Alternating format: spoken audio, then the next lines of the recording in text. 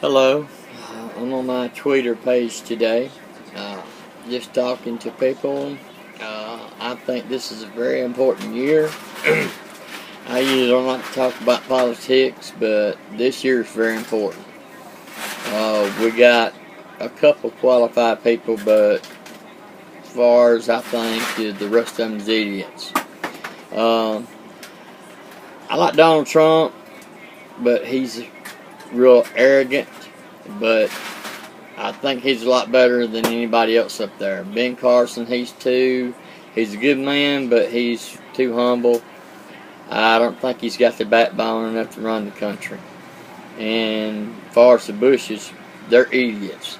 The only thing that made them look good was Ronald Reagan. Now, Bush Sr., he was vice president with Ronald Reagan, my favorite president. The one that got the economy going when he had to come behind two Democrats, Ford and Carter, and get this country back online when there was long gas lines everywhere. I remember when I was a boy, gas was like $4 a gallon. Y'all think it was higher than now. It should have been back then. And a lot of them, people that follow Twitter, maybe you know. Maybe you was, back then. At a young age, or you might have been at an older age, or whatever. So, just to make a long story short, my candidate's going to be Donald Trump. The reason why is every congressman that we got up there, or senator, or whatever, is a lawyer. And everybody knows that a lawyer ain't nothing but crooked thieves. That's just plain. I don't like lawyers, period. It don't matter what lawyer they are. I'm not worried about them, as far as, because I don't have nothing. I live, from day to day. And the reason I don't have nothing is on account of the economy. And the reason on account of the economy is because it went south, and when it went south, everything I had went south. So I don't have anything. So if you want to sue me, hey, you won't get nothing here. If you're lucky to find a piece of breadcrumb here, buddies. Y'all done took everything we got. But no, getting back there seriously, Donald Trump, he's not a lawyer, but the man has got a mind. First off, he's got great common sense. You don't have to be a lawyer to be a senator or a congressman. All you got to do is pick someone out in your community that's got great common sense, that, knows that 2 plus 2 equals 4. When you get into office, you hire a staff to, look at your department, what you're over, find out where the port needs trimming, and trim it out. And when you get lobbyists to come up there from these big companies, say, hey, I'll give you $25,000. We sure need you to vote yes on that bill so we can get this thing passed, so we can get this moved overseas, and take more American tax dollars and more American jobs away over there across the Great Blue, over to China and down there to Mexico and down there to Panama.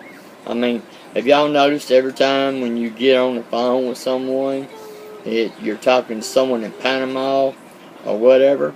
But Donald Trump, to borrow $1 million from his dad and turn it into $9.5 billion, hey, we don't need no lawyers.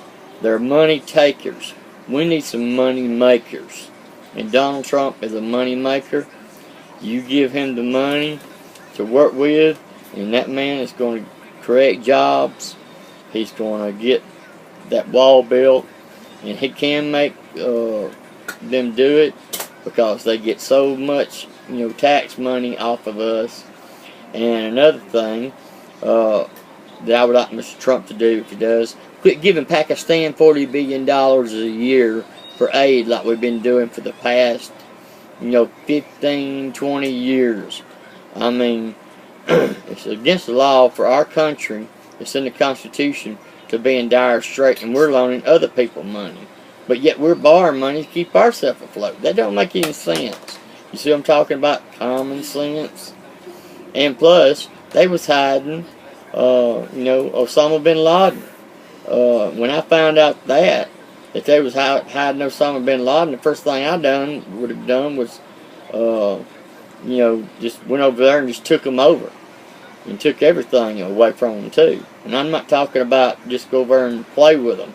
I'm talking about pulling up big battleships and just sitting there just blowing them slap out of the water. I mean, and slap off the land. And you got India on the other side. India hates them.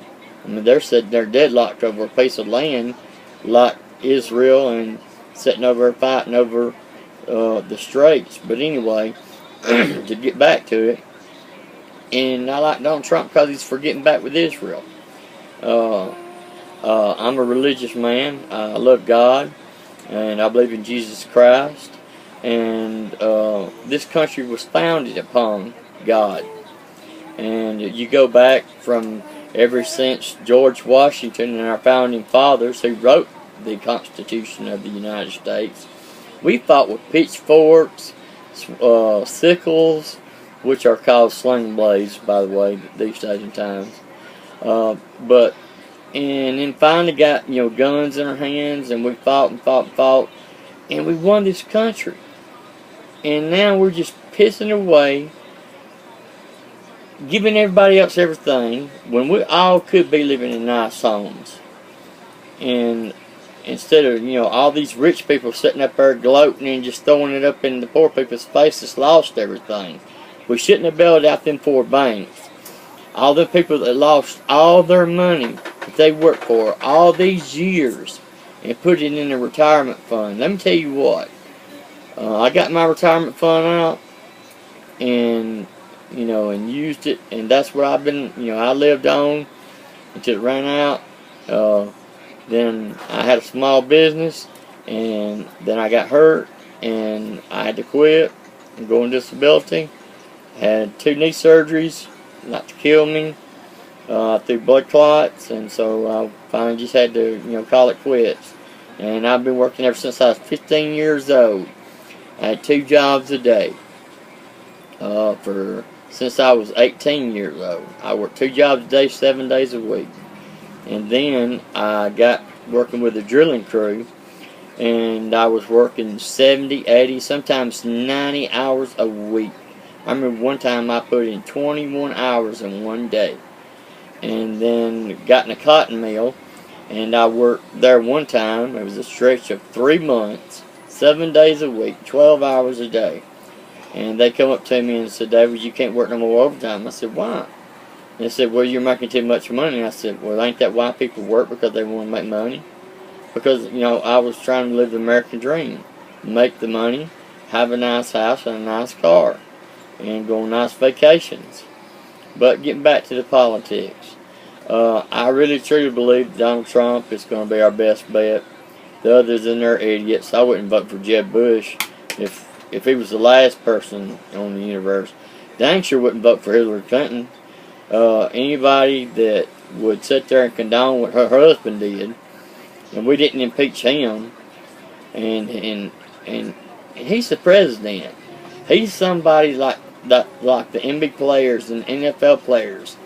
What they do, and we're making them being responsible now, which they should be when they get paid billions and millions of dollars to play a game. And you got all these little young kids looking up to them. They're inspirational people. I mean, the kids look up to and admire, and so they should set an example of what to be like as a professional athlete, and even more so on a president. When you're the president of the United States, you're supposed to have morality, dignity, responsibility, and most of all, morals. And this country was founded on God, based upon God. And when you go in the courts, before they started taking out and all these different religions started coming in over here, hey, we didn't ask y'all to come here. Y'all come here on your own.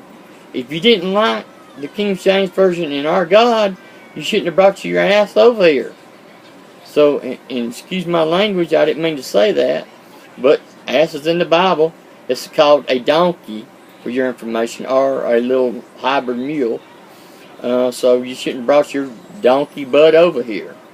But anyway, I know y'all probably think I'm crazy, but you try dropping 40 foot and hitting your head on a concrete slab and see what kind of person you got to be. But to get back to it, Donald Trump's going to be our best bet.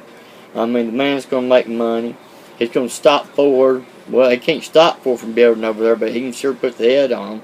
And Ford, for your information, I was a Ford man. Ford's all I bought. But if you move that plant over in Mexico, I ain't buying another Ford. I hate a Chevrolet and a Dodge, but I'll go buying something else like a Nissan or something else where I buy another Ford. And I paid $32,000 for my truck, thank you. And so, I think that paying that kind of money, that you ought to build over here in America. So,